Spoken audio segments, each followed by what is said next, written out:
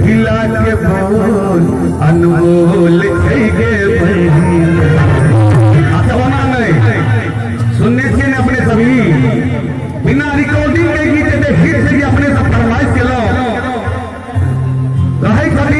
गीत में एक एक शब्द के बहुत बड़का योगदान है। एक एक शब्द बहुत मायने रखे थे। अगर अपने सब शब्द के गौर से सुनबे अपने सबके मिजाज खड़खड़ा जाए मिथिला के मंच बन के शब्द मंच बन के चीज अपने इसमें समक्ष राखे छी कहल की के महीना मिथिला के बोले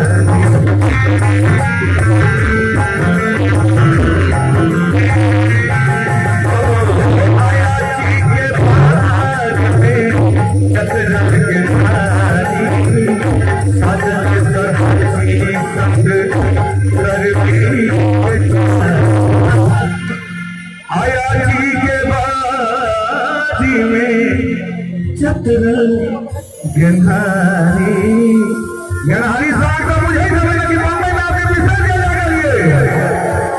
आया जी के बारे में चतरल किनारी साजल सरहदी संग करनी